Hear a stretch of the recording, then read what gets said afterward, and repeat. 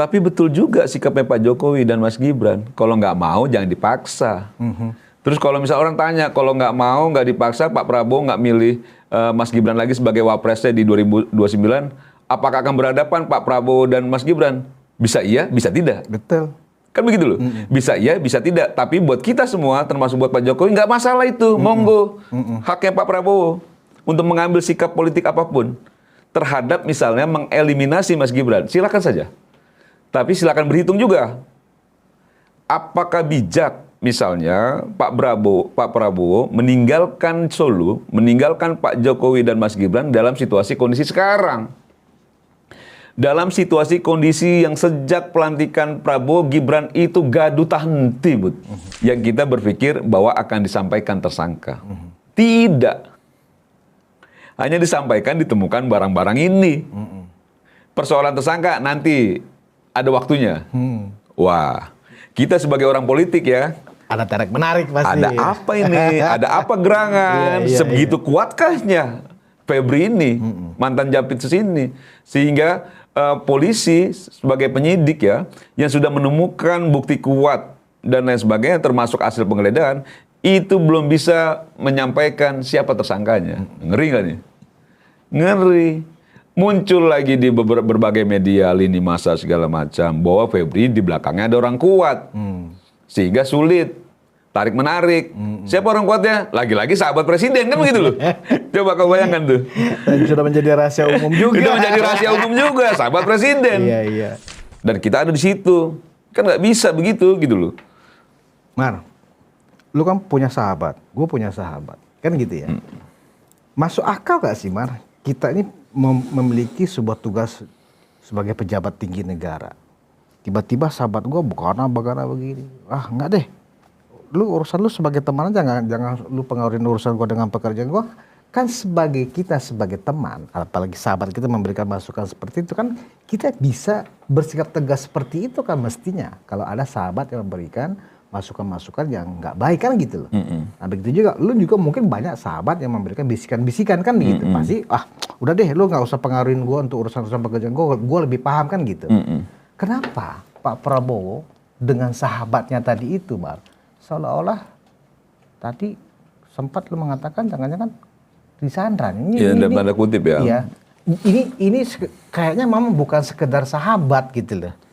Nggak begini ya.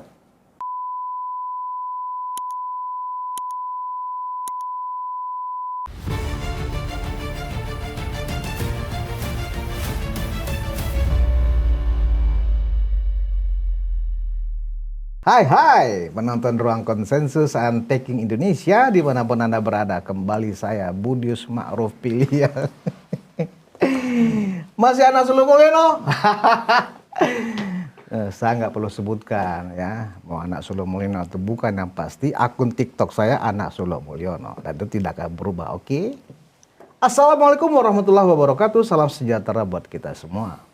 Ya, untuk edisi weekend kali ini saya akan membahas ini agak-agak pinggir jurang ini.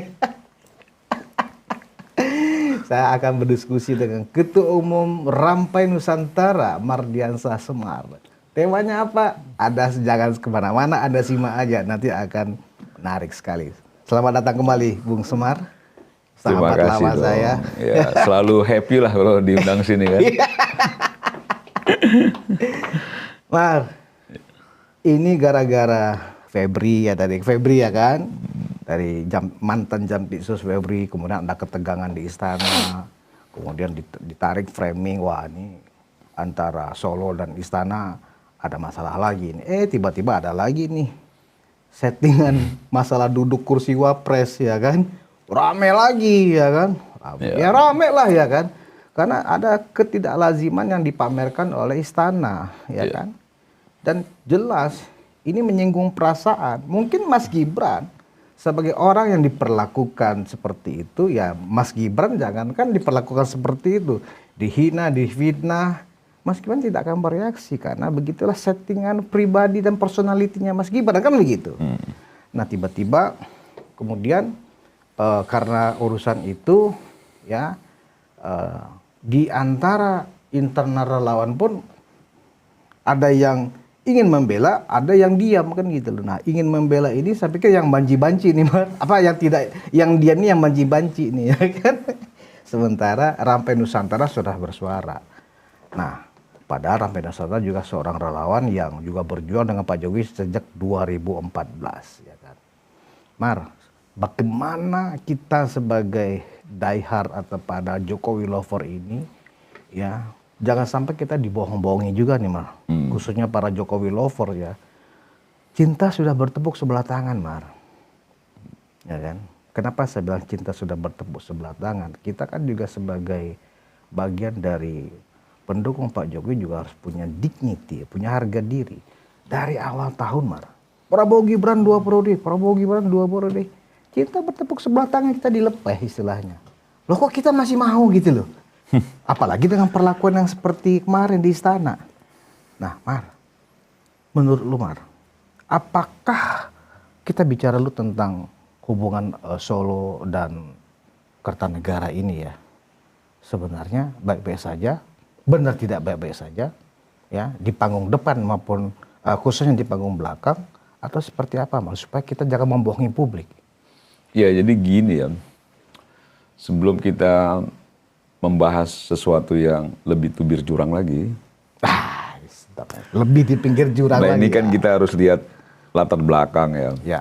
Latar belakang hubungan Pak Jokowi dan Pak Prabowo sejak awal dulu. Dan fakta itu kan juga yang diketahui masyarakat banyak tuh. Misalnya begini, betul memang Pak Prabowo punya kontribusi terhadap kemenangan Pak Jokowi di DKI Jakarta. Waktu itu Ahok masih kadernya Gerindra. Betul. Betul ya, ini faktanya dulu. Dan tentu Pak Prabowo juga mengerahkan segala kemampuannya untuk membantu Pak Jokowi dan Ahok untuk memenangkan pertarungan dan berhasil menjadi gubernur. Itu betul. Nah, yang tidak bisa dihindari juga bahwa ada takdir politik lain. Ternyata pasca terpilihnya Pak Jokowi sebagai gubernur DKI Jakarta, itu ibarat bola salju tuh, nggak berhenti, menggelinding terus kemana-mana. Dan kita masih ingat betul tuh, Bud, denyutnya dulu. Dengan baju kotak-kotaknya Pak Jokowi, ya gitu ya. Jadi kalau kita keliling daerah tuh, mau ke wilayah Indonesia Timur, mau itu ke daerah Jawa, Sulawesi, dan lain sebagainya, denyut itu terasa tuh. Dan ada perlawanan dari teman-teman PDIP terhadap keberadaan Pak Jokowi, tentu ada. Kan gitu ya, kan nggak cuma Ganjar aja yang awalnya mendapatkan perlawanan, kan gitu ya.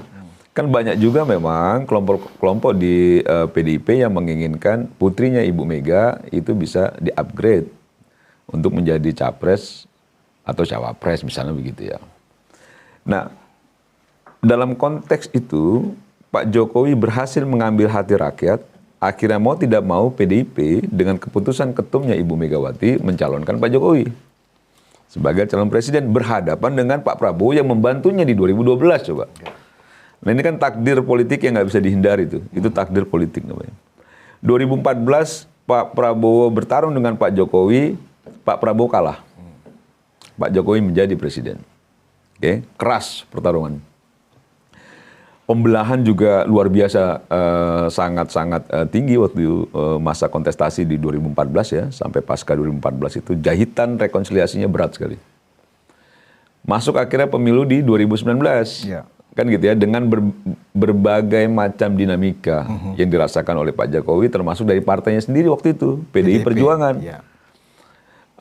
Kita sempat ingat bagaimana Pak Jokowi belum lama menduduki posisi jabatan presiden, muncul isu soal akan diangkatnya Budi Gunawan sebagai Kapolri yang ditersangkakan, kan begitu ya, yang akhirnya batal menjadi Kapolri, kan begitu, dan lain sebagainya. Waktu itu udah mulai friksi-friksi terjadi, kan gitu ya. 2019 kembali berhadapan Pak Prabowo dan Pak Jokowi, yang dimenangkan lagi oleh Pak Jokowi, Pak Prabowo tumbang lagi, kan gitu ya. Pak Prabowo tumbang dan direkrut oleh Pak Jokowi bagian dari rekonsiliasi. Yuk sama-sama yuk kita bangun bangsa ini, kan gitu ya. Pak Prabowo juga berpikir soal bagaimana ini supaya bisa jauh lebih kondusif, menerima tawaran itu. menjadi Menhan. Kan begitu ya. Nah ini takdirnya nggak bisa kita menafikan.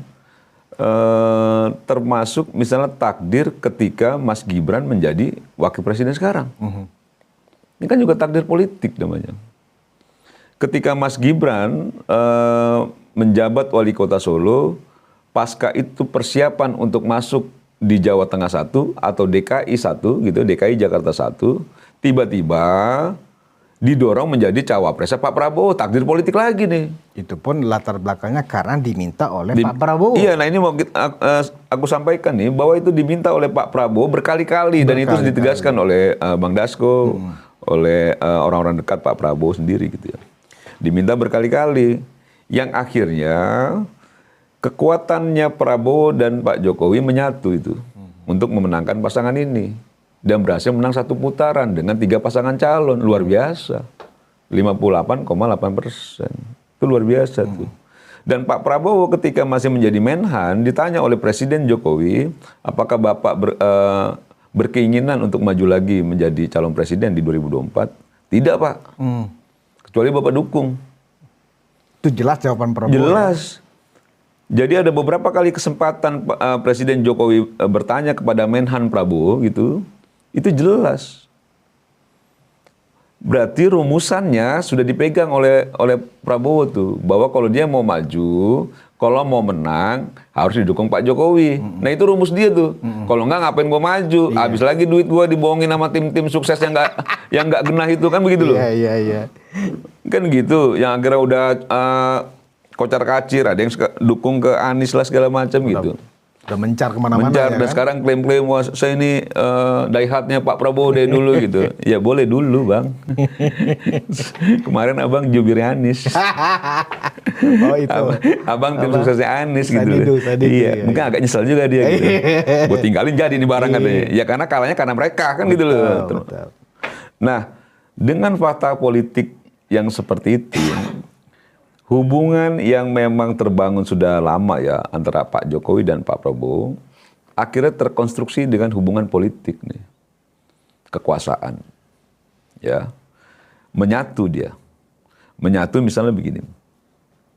Ketika Pak Prabowo memiliki rumus kalau mau menang Pilpres itu harus dukungan penuh dari Pak Jokowi, dia berpikir akan mengambil anaknya jadi calon wakilnya. Karena itu semua pendukung Pak Jokowi nggak akan tanya-tanya lagi, Bud. Pak Jokowi kemana? Pak Jokowi kemana? Ya anaknya, kayak gitu loh di Pak Prabowo. Masa iya Pak Jokowi nggak ke anaknya? Kan begitu loh. Iya. Termasuk kita-kita kan gitu loh. Termasuk kita-kita semua. Nah ketika ini sudah disatukan, kekuatannya Pak Prabowo dan Pak Jokowi, yang masing-masing tokoh ini membawa juga pasukannya, gitu ya, tas jadi. Nah ketika jadi presiden, secara logik itu harusnya rasa sayangnya sama tuh. Itu kalau dianalogikan orang menikah, duda dan janda masing-masing bawa anak-anaknya itu. Kan gitu ya. Iya. Harusnya walaupun anaknya juga bukan anak kandungnya, itu rasa sayangnya juga sama tuh. Setidaknya kalau beda tipis lah. Jangan beda jauh kayak sekarang kan gitu. Kan gitu ya. Termasuk semua lah. Misalnya begini, Mas Gibran harus juga Pak Jokowi, Mas Gibran harus juga menunjukkan rasa kasih sayang terhadap para pendukungnya Pak Prabowo. Orang-orang dekatnya Pak Prabowo.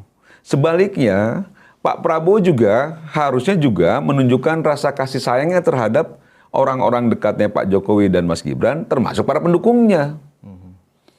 Bukan juga mau-maunya aja, karena Pak Prabowo memenangkan Pilpres kemarin, mau tidak mau, itu atas kontribusi besar Pak Jokowi juga. Atas kontribusi besar Mas Gibran juga. Kemenangannya nggak sendiri, bos, kan gitu loh. Bukan sendiri kemenangannya. Kalau sendiri, ya nggak menang, bos, kalah lagi. Kan sedih lagi kita kalau kalah lagi, kan gitu loh.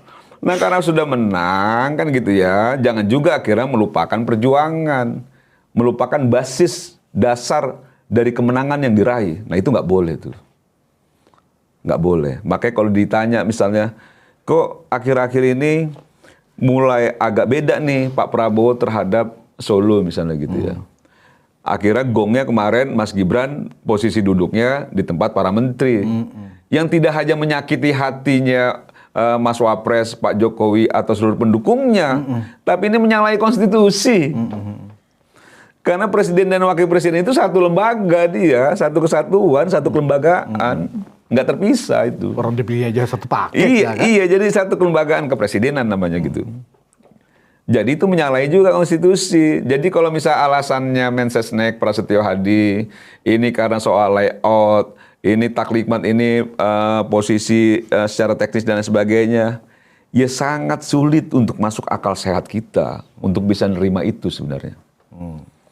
Tapi lagi-lagi sejak awal kita selalu sampaikan, betul memang Pak Jokowi, Mas Gibran itu menginginkan bahwa Pak Prabowo dan Mas Gibran ini kita dukung penuh sampai 2029, lanjut 2034. Betul.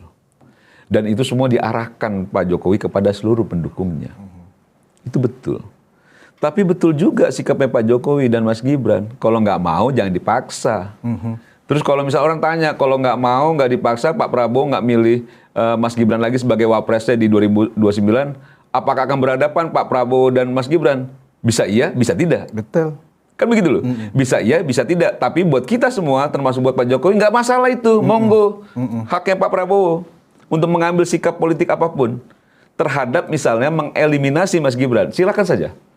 Tapi silakan berhitung juga. Apakah bijak misalnya Pak Prabowo meninggalkan Solo, meninggalkan Pak Jokowi dan Mas Gibran dalam situasi kondisi sekarang? Dalam situasi kondisi yang sejak pelantikan Prabowo Gibran itu gaduh tak henti, Bud. Gaduhnya tak henti, ada saja. Dan ini yang membuat kita pun, yang para pendukungnya Pak Prabowo ya, dengan basis awalnya dari orang-orangnya Pak Jokowi dan Mas Gibran memberikan dukungan penuh terhadap Pak Prabowo juga gelisah. Kok gaduhnya nggak henti-henti? Misalnya belum lama kita dipusingkan dengan situasi yang tidak kondusif, kerusuhan. Betul nggak? Betul. Kerusuhan, adanya korban dari ojol segala macam. Terus bisa-bisanya ada sahabatnya presiden gitu mengajukannya darurat militer. Yang waktu itu kerusuhannya, kalau kita ini aktivis 98, melihat skala kerusuhannya masih bisa dikendalikan. Betul. Belum menyebar di berbagai kota dan lain sebagainya gitu. Tiba-tiba didorong darurat militer. Kan gitu loh. Kan isunya kan begitu kan, yang merebak di mana-mana kan gitu loh. Darurat militer, untungnya Pak Prabowo itu tidak bersedia. Tidak terjadi itu. Lo seorang sahabat itu kan harusnya nggak begitu dong. Harusnya menyelesaikan persoalan yang tidak juga akhirnya menimbulkan dampak negatif baru. Bayangkan kalau darurat militer, kayak apa Republik ini gitu. Itu satu. Kedua, misalnya program unggulan presiden. Kita semua mendukung program unggulan presiden. Mau itu MBG, Kopdes, dan lain sebagainya. Kita dukung penuh. Saya ini berkali-kali kalau ditanya media, saya melihat bahwa itu satu itikat baik dari presiden terhadap nasib bangsa ini, termasuk terhadap rakyatnya. Dari program makan bergizi gratis, Kopdes, dan lain sebagainya. Kita dukung penuh. Tapi ada masalah, iya. Gitu loh. Akhirnya Dadan ditangkap. Kan gitu ya, dijadiin tersangka dengan petinggi-petinggi bagian lainnya, kan begitu loh. Yang rata-rata, misalnya kayak Dadan itu orang dekatnya presiden juga, kan begitu ya. Nah, betul memang kita agak senang hati, misalnya walaupun orang itu dekat dengan presiden, presiden tidak mentolerir, tetap berproses dia secara hukum, betul itu. Tapi di balik itu tidak pidana korupsinya gitu ya, konon akhirnya adanya kendaraan bermotor impor dari India lah, yang kalau kita lihat berbagai macam ulasan ya, termasuk Prof. Mahfud sampaikan itu bahkan pabriknya belum ada, kan begitu ya, yang seolah-olah bahwa ini dipaksakan, kok sebegitu serampangannya kan gitu. Dan waktu itu orang semua agak sulit untuk mengungkap itu. Karena konon katanya melibatkan lagi sahabatnya presiden, kan gitu loh. Kan pusing pala kita kan gitu ya. Sahabatnya presiden. Terakhir, tiba-tiba kita baru melewati masa-masa kegaduhan, muncul isu baru. Digeleddanya kediaman Jampitsus. Bombastis ternyata. Ditemukan emas batangan, ditemukan berbagai mata uang dengan pecahan asing, Singapura, Amerika, rupiah, dan lain sebagainya gitu. Dengan nilai yang juga sangat luar biasa.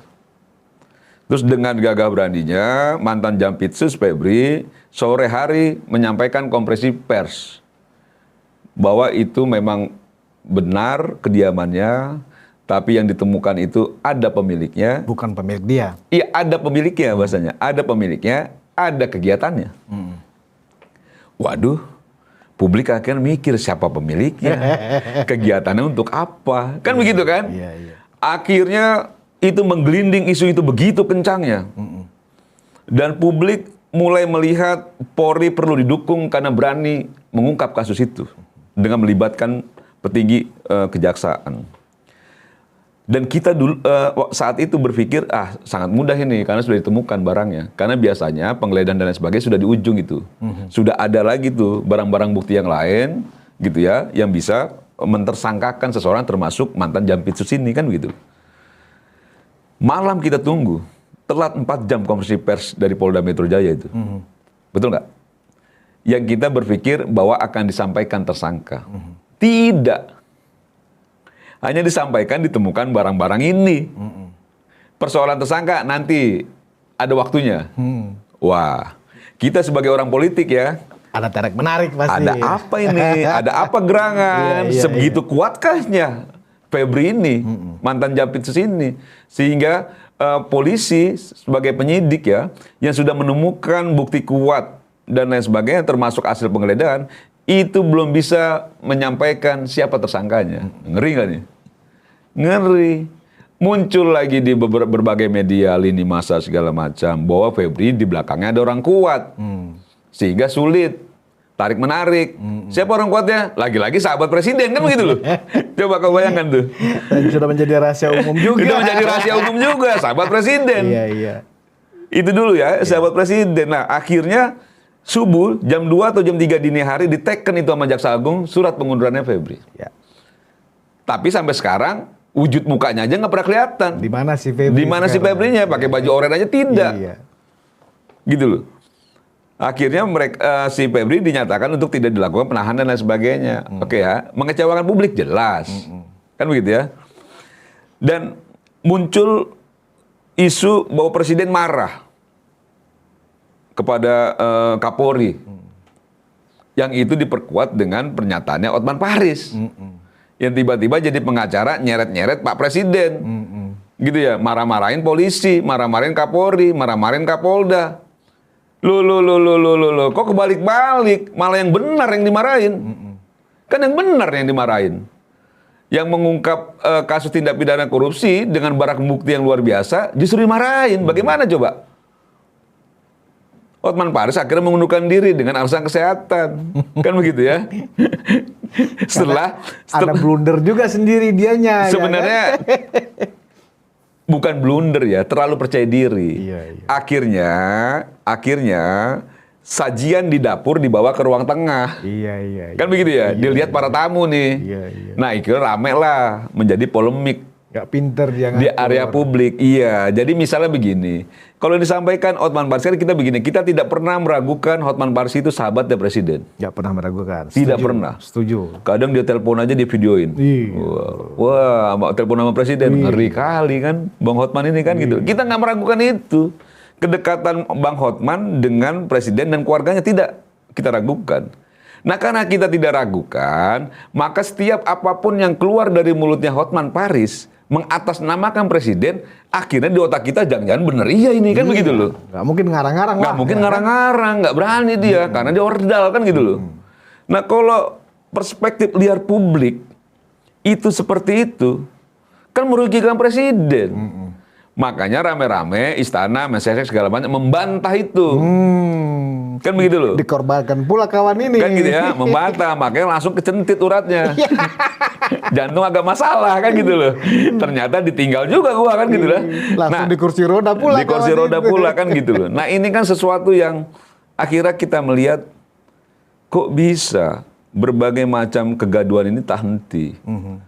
Bu Nani tiba-tiba mengundurkan mundur diri. karena alasan kesehatan juga sama kayak Bang Hotman Paris kan gitu ya. Tiba-tiba banyak orang atau ada beberapa orang mundur karena alasan kesehatan gitu. Dengan yang kita lihat hampir semua kegaduhan itu melibatkan si sahabatnya presiden. Kan begitu ya? Iya.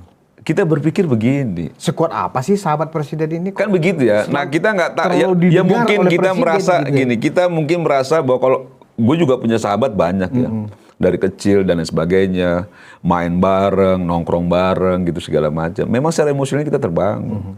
Tapi ketika menjadi presiden, yang ditempatkan itu kan rasionalitas, objektivitas untuk membangun bangsa ini, memperjuangkan kepentingan rakyat secara keseluruhan. Nah itu kan yang paling penting itu. Nggak lagi pakai perasaan kan gitu loh. Iya. Nggak lagi misalnya lu sahabat gua, setiap apapun yang lu lakukan, akhirnya gue permisif. Ya nggak apa-apalah, Budius inilah sahabat gue. Ya nggak bisa, karena itu berdampak kepada publik. Berdampak kepada bangsa dan negara, terutamanya pada rakyat Indonesia yang nyinyu tinggi. Dan itu sumpahnya presiden. Berarti kayaknya lebih dari sahabat.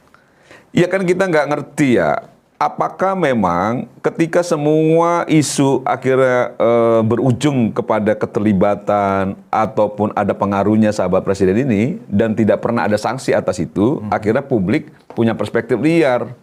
Wah kenapa ini kok kayak disandra, kan begitu loh. Nah itu dia. Kan begitu loh. Kan wajar aja publik tanya kok kayak nggak bisa ngapa-ngapain gitu loh. Kayak mau kesini salah, kesana salah gitu. Nah ini kan sesuatu yang harusnya tidak lagi terjadi ketika kita sedang menghadapi persoalan bangsa begitu banyak. Lah, dalam persoalan-persoalan yang muncul yang tadi kita diskusikan, tiba-tiba baru saja muncul framing-framing jahat misalnya terhadap Kapolri. Ada isu perempuan lah, isu apalah segala macam. Mulai dari framing kan gitu loh. Bahkan Kapolri tinggal menghitung waktu bakal diganti. Tinggal menghitung waktu lah diganti dan kita dengar sahabat presiden sudah mendorong orang untuk mengganti Kapolri. Punya kepentingan apa bos? Kan gitu ya. Kita sebut aja, makanya terbuka aja bahwa memang terkait ini memang sudah viral sih Mar, video-video bahwa ternyata Pak Kapolri punya masalah dengan perempuan kan gitu loh. Bahkan sudah dalam waktu dekat akan segera diganti, penggantinya pun sudah disebut-sebut nih, Komjen Karyoto, mantan Kapolda Metro Jaya. Kenapa? Saya kan nggak kenal dengan Karyoto, kata Pak Prabowo kan gitu. Ya tapi kan itu besannya KDM. Oh KDM kan kader Gerindra, Gubernur Jawa Barat. Tapi malah bahaya juga gitu. Nanti ngabdinya ke KDM gitu. Iya. Nah jadi ini semakin liar sih Mas. Semakin liar isunya, semakin liar. Dan kalau soal isu framing jahat, tuduhan tak bertanggung jawab terhadap adanya hubungan ya Kapolri dengan perempuan, yang gue meyakini betul ini memang sengaja serangan balik terhadap Pak Kapolri yang berani mengungkap kasus tindak pidana korupsi melibatkan petinggi kejaksaan. Serangan balik. Kau ingat nggak dulu zaman Pak SBY jadi presiden? Almarhum Zainal Ma'arif sampai berproses secara hukum. Itu kan Zainal Ma'arif mempersoalkan Pak SBY dianggap bahwa punya perempuan lain sebelum menikah dengan Wani dan punya anak dan lain sebagainya. Sampai sekarang Pak SBY udah nggak ada juga tuh. Iya. Itu framing jahat, termasuk yang sekarang disematkan kepada Pak Kapolri, framing jahat juga. Karena memang dianggap ingin mendiskreditkan Pak Kapolrinya. Kalau mendiskreditkan Pak Kapolri, berarti menutup yang lainnya, kan begitu. Karena Pak Kapolri salah satu daihatnya dalam penegakan hukum sekarang ini ketika mengungkap kasus tindak pidana korupsi melibatkan petinggi loh kejaksaan. Itu bintang 3 ini. Kejaksaan, bukan main-main. Pasti ada perlawanan balik. Apalagi mantan Jampitsus ini di belakangnya orang kuat juga. Sahabat juga. Sahabat presiden kan gitu loh. Ya makin pede. Akhirnya kita sebagai rakyat ini kan pusing. Kita sebagai pendukungnya Pak Prabowo sampai detik ini kan juga gelisah. Kok nggak usai-usai? Makanya ketika memang muncul lagi soal duduknya posisi Mas Gibran gitu. Makin pening pala kan gitu loh. Apalagi ya kan? Akhirnya mikir ya udah deh kalau emang lu nggak mau kan gitu loh, kita nggak paksa juga, cinta bertepuk sebelah tangan, nggak apa-apa, kita cari pasangan yang lain. Betul. Dalam hidup kan orang kadang begitu, misalnya begini orang cerai, ya kan pengen kawin lagi. Ya kalau memang yang ini cerai sekarang ya kawin lagi lah kan gitu loh. Kali aja dapat yang lebih qualified kan gitu loh. Jadi duda lama-lama. Duda lama-lama dan nggak perlu takut juga, apalagi kalau masih muda. Kalau masih muda itu kan menjadi menarik perhatian pasangan lawan jenis itu lebih terlihat bahwa lawan jenis lebih suka dengan yang jauh lebih muda kan. Mas Gibran kan lebih muda. Iya, iya. Nah, Mar, sebenarnya dilihat dari kegaduhan-kegaduhan, ini kan kita akhirnya bertanya kepada sikap presiden ya. Presiden ini kan adalah orang yang sebenarnya sudah selesai dengan dirinya, ya kan sudah sangat berpengalaman dalam politik, ya, mempunyai segenap kekuasaan. Masa sih begitu mudah dipengaruhi oleh para pembisik di sekitar orang dalam mereka ini? Gitu lah, Mar. Ini kan agak mengkhawatirkan ya. Seorang pemimpin tertinggi di suatu negara ya dipengaruhi oleh hanya orang-orang yang dianggap secara non struktural ya ada di lingkaran istana. Ini bahaya buat kita sebagai negara gitu loh, Mar. Ya, memang bahaya sekali. Iya. Bahaya sekali karena presiden itu kan pemimpin tertinggi di republik. Iya. Nah, pemimpin tertinggi di republik sudah tidak bisa lagi tuh mengedepankan soal perasaan. Betul. Nggak bisa. Atau mengedepankan soal emosionalnya gitu, nggak bisa. Dia harus melihat secara general tuh, secara objektif. Makanya berkali-kali saya sampaikan begini, yang kita kenal Pak Prabowo itu berani tegas. Dan kita berharap Pak Prabowo masih banyak sekali stok keberaniannya, stok ketegasannya untuk mengatasi orang-orang dekat yang akhirnya itu justru tidak saja mencelakai Pak Prabowo secara jabatannya sebagai presiden, tapi juga mencelakai kita sebagai bangsa gitu loh. Iya. Kan bukan main enak-enak aja orang gitu ya, atur sini, atur sana, dampaknya negatif kemana. Ini republik, bro. Betul, betul. 260 jutaan ini, 240, 260 juta rakyat yang bergantung kepada presidennya. Jadi jangan mau-maunya aja, jangan ngerasa memang presiden punya sendiri. Dan kita pun para pendukung Prabowo berkontribusi juga terhadap pemenangan. Punya hak juga kita. Untuk mempertanyakan itu dalam arti harapan kita semua sebagai pendukung Prabowo ya dan Gibran, kita ingin sekali kegaduhan diselesaikan. Orang lingkar dekat, mau itu sahabat, mau dan lain sebagainya gitu, kalau memang itu dianggap punya ide-ide yang tidak baik, punya langkah-langkah yang tidak baik, tindak tegas, kan begitu loh. Iya. Tindak tegas, tidak perlu ragu kan gitu loh, karena itu membahayakan bukan saja terhadap Presiden Prabowo, tapi juga terhadap Republik ini, rakyat Indonesia. Dan kita ada di situ, kan nggak bisa begitu gitu loh. Mar, lu kan punya sahabat, gue punya sahabat, kan gitu ya. Masuk akal gak sih, Mar? Kita ini memiliki sebuah tugas sebagai pejabat tinggi negara. Tiba-tiba sahabat gue bukan begini. Ah, enggak deh. Lu urusan lu sebagai teman aja, jangan lu pengaruhin urusan gue dengan pekerjaan gue. Kan kita sebagai teman, apalagi sahabat kita memberikan masukan seperti itu kan, kita bisa bersikap tegas seperti itu kan mestinya. Kalau ada sahabat yang memberikan masukan-masukan yang nggak baik kan gitu loh. Nah begitu juga, lu juga mungkin banyak sahabat yang memberikan bisikan-bisikan kan gitu. Pasti, udah deh lu nggak usah pengaruhin gue untuk urusan-urusan pekerjaan gue lebih paham kan gitu. Kenapa Pak Prabowo dengan sahabatnya tadi itu, Mar, seolah-olah tadi sempat lu mengatakan jangan-jangan disandra. Iya, dalam tanda kutip ya. Iya. Ini kayaknya memang bukan sekedar sahabat gitu loh. Nggak begini ya. Tabiat orang beda-beda, sifat orang beda-beda. Cara kita memperlakukan sahabat dengan orang lain memperlakukan sahabatnya pasti juga beda-beda. Nah itu yang memang kita tidak pahami. Tapi secara logiknya, mau sedekat apapun, sesayang apapun dengan sahabat, itu harus punya ketegasan untuk membangun barrier, batasan. Ya. Bahwa ini nggak bisa, bro, nggak bisa. Nah itu yang kita minta, kita mohonkan kepada presiden gitu loh. Tidak hanya sahabat, orang-orang lingkar dekatnya juga begitu, kan begitu loh. Kan banyak sekali juga orang-orang yang sangat dekat dengan presiden, kan begitu ya. Yang akhirnya juga banyak keluhan juga dari menteri segala macam, susah sekali untuk diskusi langsung dan lain sebagainya gitu loh. Dan nggak bisa begitu gitu.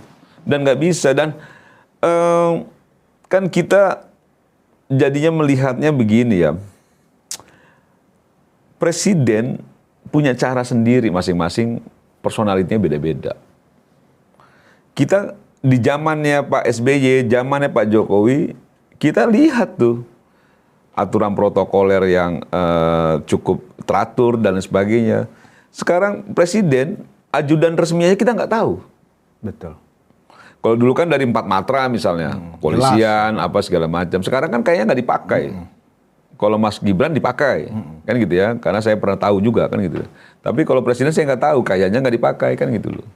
Karena memang sudah memiliki orang-orang yang membantunya. Tapi kan secara protokol negara, aturan kenegaraan kan memang ada itu ajudan presiden yang pangkatnya kan begitu ya. Kolonel, kombes dan lain sebagainya dengan berbagai matra kan begitu loh. Tapi di hari-hari besar kenegaraan dan lain sebagainya kan kita jarang melihat tuh. Nah, ini yang saya nggak memahami ya secara ketatanegaraan, apakah selera presiden itu bisa menyesuaikan dengan konstitusi negara? Kan konstitusi negara nih, aturan perundang-undangan gitu ya. Apakah selera presiden misalnya gue jadi presiden, kan gitu ya, gue jadi presiden nih. Gue males lah pakai yang kayak gitu-gitu kan gitu loh. Gue pengennya begini, tapi kan sudah diatur dalam konstitusi gitu. Apakah itu memang menjadi sesuatu yang bisa dianggap benar atau memang pengabaian gitu loh. Nah kita nggak tahu. Nah selama itu kita anggap bahwa bisa diakomodir dalam konstitusi, no problem. Karena ini kan kelembagaan ya, presiden, negara dan lain sebagainya. Kan nggak bisa juga kita pakai manajemen warung kayak apa? Manajemen warung kelontong. Yang sembarang misalnya gitu loh, misalnya ya tidak ada aturan yang lebih clear, lebih clean gitu ya, kan nggak bisa begitu. Ini negara kan gitu ya, ini konstitusi gitu. Nah hal-hal yang begini akhirnya membuat kita semua itu membuat gelisah.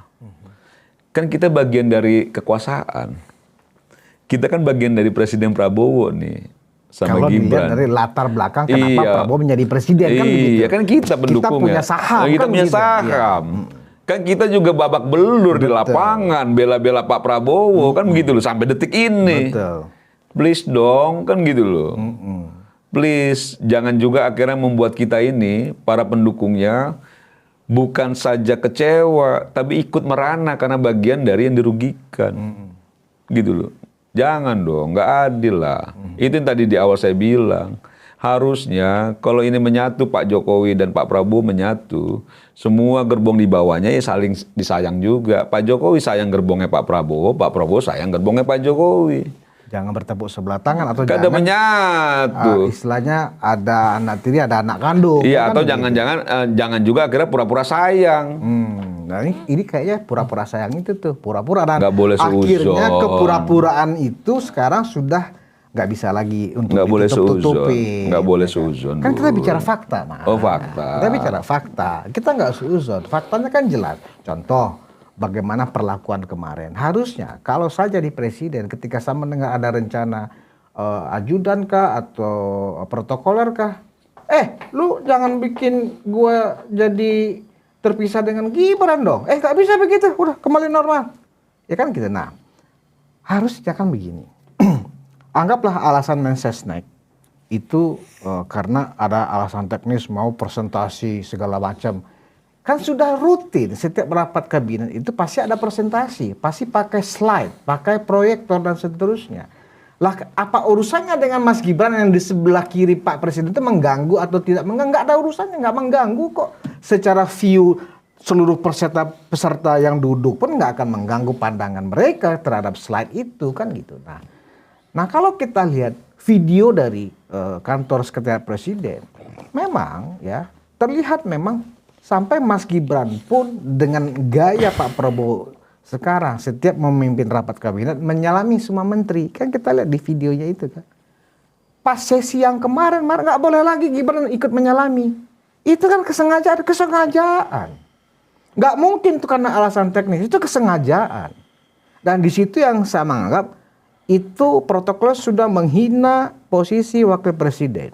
Apa haknya protokoler memotong sedemikian rupa nggak boleh ikut mendampingi presiden menyalami. Bahkan saya menyimak komentar-komentar netizen ya kan di sosial media. Kenapa wakil presiden disejajarkan dengan menteri? Wakil presiden itu kan dipilih oleh rakyat satu paket dengan presiden. Sementara para menteri itu ditunjuk oleh presiden. Ditunjuk loh. Bukan dipilih, ditunjuk. Setiap saat bisa diganti itu menteri. Wakil presiden nggak bisa. Nah, berarti kan memang istana ini sangat bodoh atau sangat tidak bijak atau ingin membodoh-bodohi. Nah karena itu sekarang ini kan udahlah kalau kayak begitu. Makanya Mar, kita sebagai orang yang harus juga realistis ya. Kalau memang dari sisi Pak Prabowo dan orang-orang di sekitar Prabowo tidak lagi merasa bahwa Mas Gibran adalah sesuatu yang diperlukan lagi, ya nggak ada masalah. Kita tidak akan menangis terseduh-seduh. Aduh kok kita ditinggal. Nggak juga, nggak seperti itu. Tetapi harus fair juga. Oke, karena dari awal tahun 2026 Pak Jokowi sudah perintahkan seluruh relawan untuk mendengungkan Prabowo Gibran 2 periode. Sampai hari ini cinta bertepuk sebelah tangan. Harusnya kita malu dong, ya toh. Ya udahlah, udah selesai aja lah, nggak ada lagi itu mendengungkan Prabowo Gibran 2 periode. Udah, kita mendukung Mas Gibran melaksanakan tugasnya sebaik-baiknya sebagai wakil presiden. Langkah selanjutnya dari Mas Wapres untuk 2029 ya kita tunggu aja arahannya. Kan harusnya seperti itu aja. Tanpa kita ikut mengganggu pemerintahan ini, kita tetap dukung sampai 2029. Ya kan, supaya seluruh program-program pemerintah ini berjalan baik. Tapi jangan ada lagi ya langkah-langkah yang menciderai, yang melukai hati para pendukung paket presiden, wakil presiden ini gitu loh Mar. Iya, jadi gini. Ya karena memang kita dekat ya dengan Pak Jokowi ya sejak dulu, jadi kita nggak begitu memahami lingkar dalamnya Pak Presiden kan gitu ya. Apakah sikap Presiden juga dipengaruhi oleh orang sekitar kan kita nggak tahu. Ya, bahwa Pak Prabowo itu juga sangat menyadari bahwa bagian penting dari pemenangan dia di 2024 adalah Pak Jokowi, iya. Ya, faktor penting memenangkan. Kalau tidak nggak akan bisa juga duduk di situ kan begitu. Tapi dengan berbagai hal ya yang membuat kita terperangah juga, apakah ini juga dipengaruhi oleh orang lingkar dalam dekat ya Presiden yang memang sejak awal tidak suka dengan Pak Jokowi, tidak suka dengan Mas Wapres. Nah kalau memang ada pengaruh teman dekat, pengaruh para sahabatnya gitu ya. Ya Pak Presiden harus punya sikap tegas karena menyangkut dirinya dan juga karir politik ke depan. Bahwa bacaannya sekarang misalnya meninggalkan Mas Gibran nanti 2029 itu karena merasa punya kekuatan sebagai presiden incumbent gitu, ya belum tentu juga menang. Belum tentu juga menang. Bu Mega 2004 juga incumbent, kalah gitu loh. Belum tentu juga menang. Tinggal hitungan-hitungannya yang betul-betul logik gitu loh, secara politik.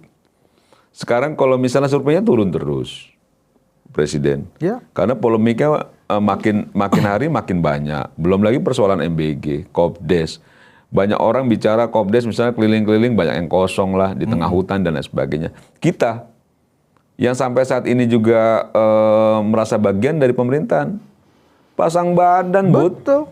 Bela abis kita MBG sama Kopdes dan lain sebagainya. Percis. Gitu loh. Begitu juga ruang konsensus pada saat demo kemarin MBG, kita benar-benar mengingatkan ke teman-teman mahasiswa, saran Anda diperhatikan tapi jangan men-stop program MBG. Artinya kita juga membela programnya Pak Prabowo, tetapi kalau sikapnya seperti ini ya saya sih berharap begini Mar, ada keterus-terangan juga dari Pak Prabowo.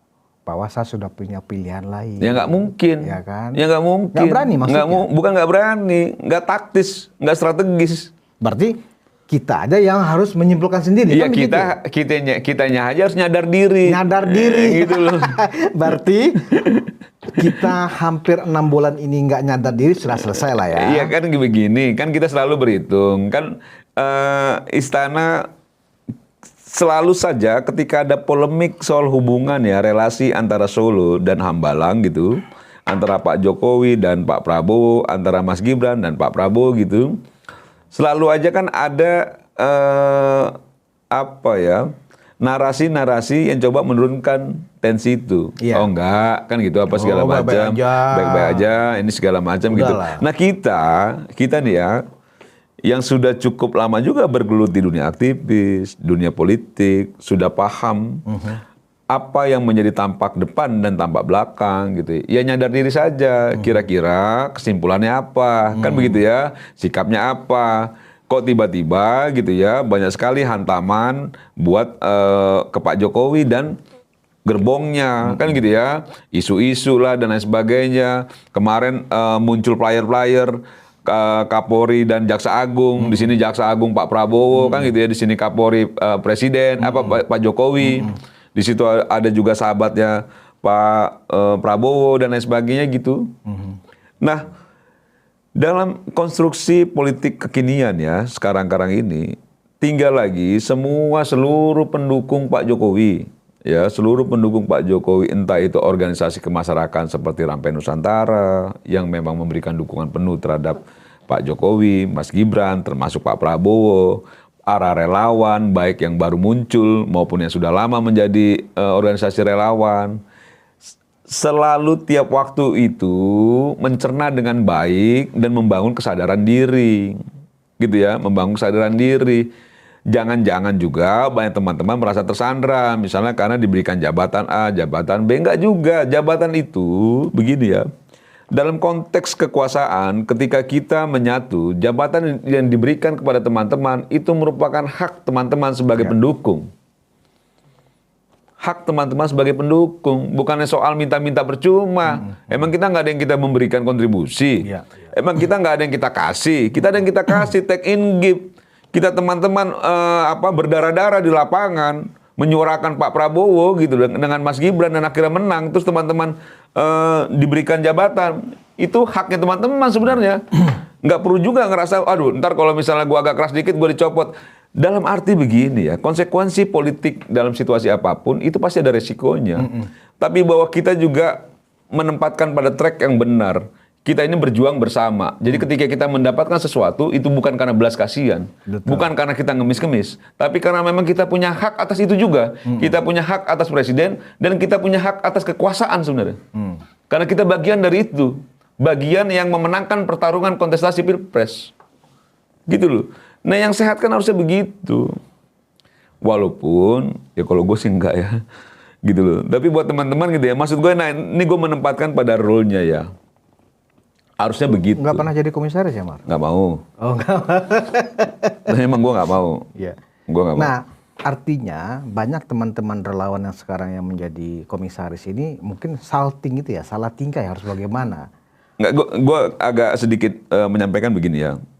Kalau ditanya terhadap diri gue gitu, nggak pernah mau jadi komisaris, memang gue menyatakan sikap secara tegas, gue nggak mau menjabat sebagai komisaris, karena menurut perspektif gua, komisaris itu untuk diri kita sendiri.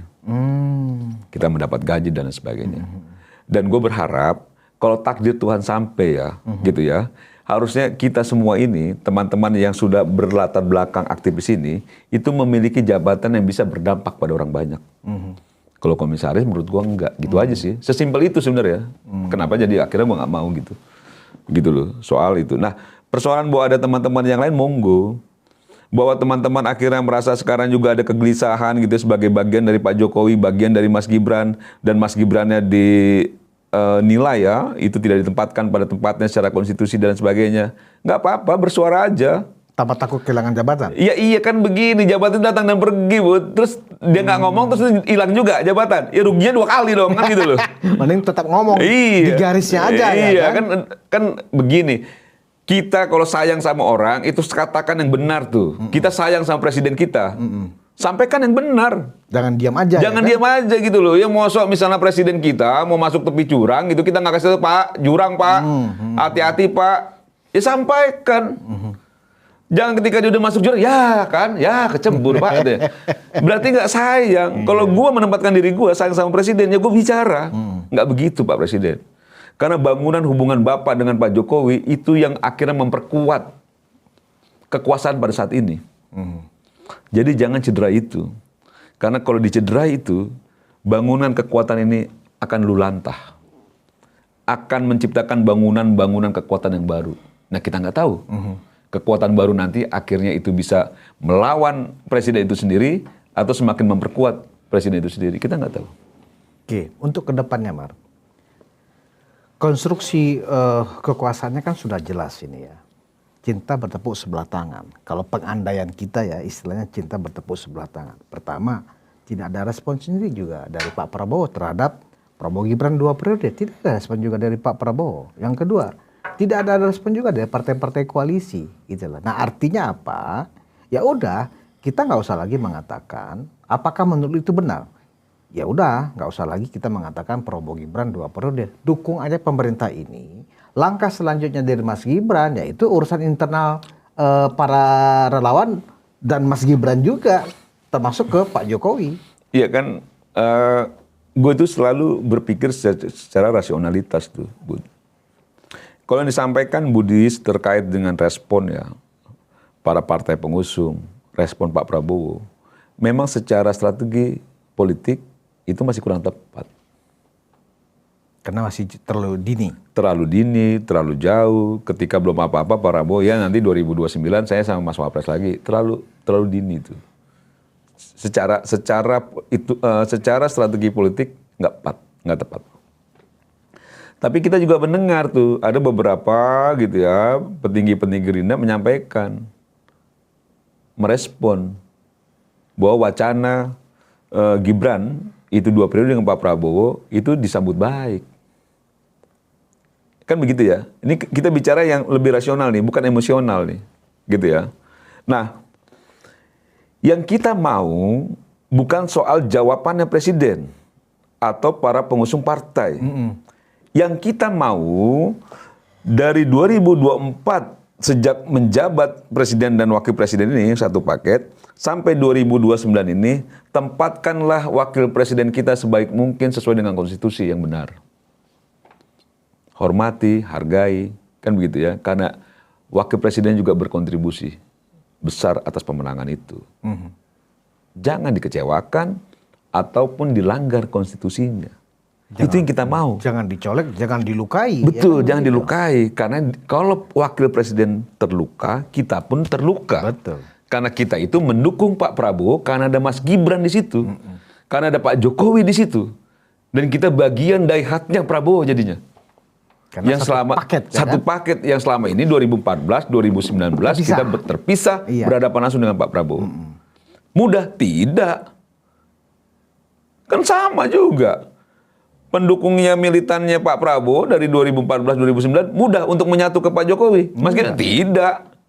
Sama kayak kita juga, nggak mudah. Tapi kita lakukan itu sekeras-kerasnya, seberat-beratnya kita lakukan untuk terus mendukung Pak Prabowo. Karena kita melihat Pak Jokowi, kita melihat Gibran. Tapi ketika kita punya orang yang menjadi wakil presiden kita, gitu ya, dan itu anaknya, putranya dari Pak Jokowi yang selama ini kita bersamai,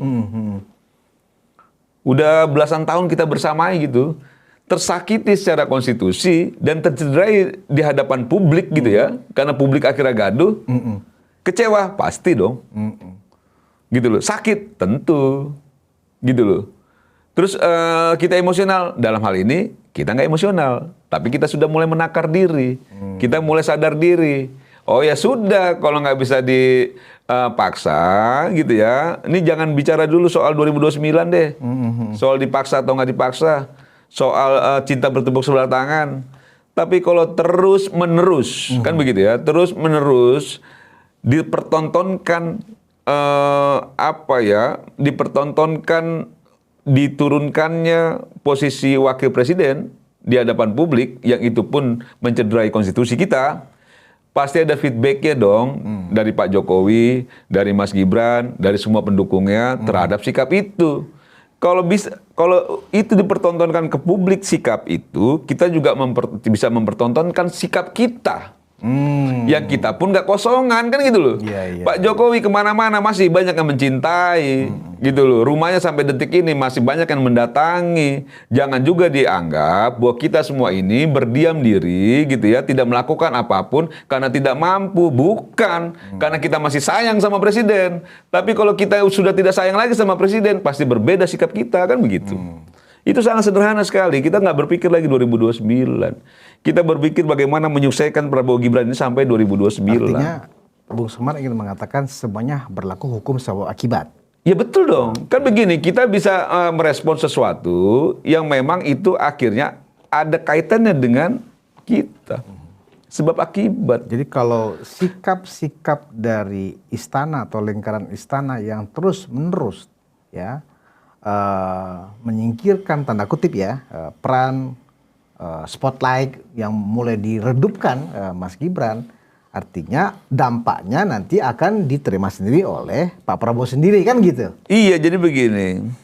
Kalau misalnya presiden itu sayang dengan wakil presiden, kita jauh lebih sayang lagi terhadap presiden. Iya, Tapi kalau presiden itu tidak suka terhadap wakil presiden atau membenci presiden, kita jauh lebih membenci lagi terhadap presiden. Kan begitu sederhana itu. Kesimpulannya dahsyat sekali. Iya kan, itu sederhana sekali gitu. Iya. Kalau misalnya presiden itu sayang, kita jauh lebih sayang. Kita jauh lebih mencintai. Sebaliknya begitu. Kalau presidennya jahat gitu ya, tidak suka, ya kita akan jauh lebih jahat, jauh lebih tidak suka juga. Gitu loh. Kan sederhana itu.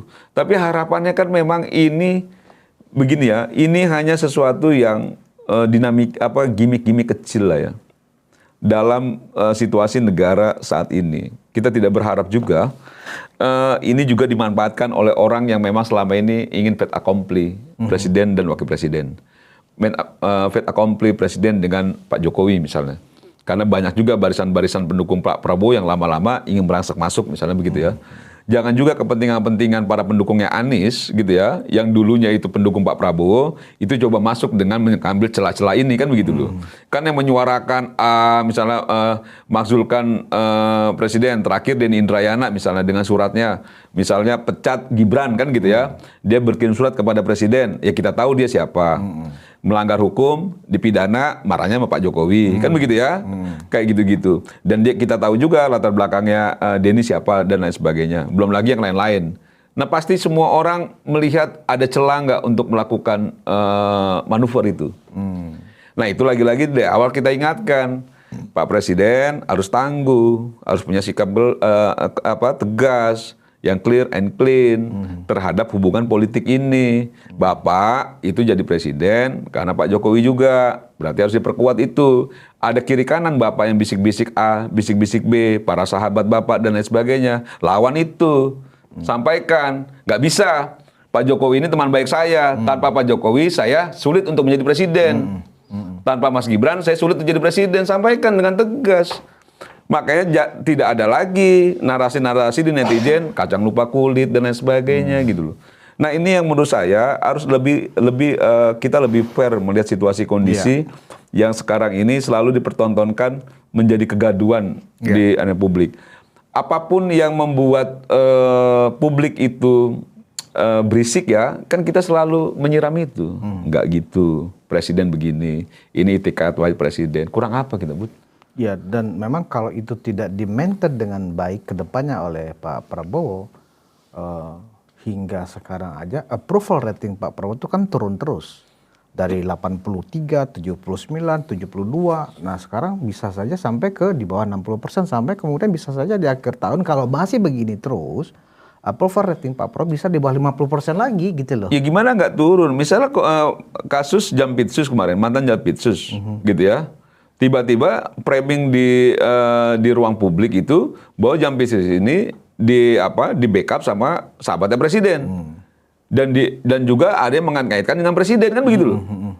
Sedangkan si mantan Jampitsus ini adalah tersangka tindak pidana korupsi yang barang buktinya luar biasa. Bombastis. Nah, ada serangan balik lagi ke Pak Kapolri gitu loh. Yang Pak Kapolrinya dianggapnya ini orangnya Pak Jokowi misalnya begitu ya. Orangnya Pak Jokowi sehingga masuk framing jahat. Soal perempuan lah, soal apa, pemeneh gitu loh. Sekarang ini kita udah banyak era AI lah, apalah segala macam. Pak SBY aja waktu itu nggak terbukti, begitu kerasnya tuh. Zainal Ma'arif almarhum zaman itu gitu loh, yang merasa punya bukti-bukti lah, apalah segala macam. Sampai sekarang nggak terbukti, berarti nol, kosong. Nonsen, itu hanya isu yang digunakan, framing jahat digunakan untuk mendiskreditkan orang, termasuk juga isu yang dikenakan pada Pak Kapolri, mendiskreditkan Pak Kapolri supaya memperlemah ini, kan begitu loh. Karena sudah diperkuat, lah harusnya dikasih reward, dikasih penghargaan, bukan yang malah akhirnya didiskreditkan. Atau akhirnya dimarah-marahin, jangan dong, gitu loh. Bagaimana kita sebagai rakyat ini, gitu ya, yang menginginkan bahwa ada penyelamatan uang negara yang diselewengkan, kalau orang-orang berani, misalnya kayak Pak Kapolri gitu, dengan mengungkapkan kasus tindak pidana korupsi yang melibatkan penting kejaksaan, nggak kita backup, nggak negara backup, misalnya begitu ya. ya rakyat juga pasti kecewa kan.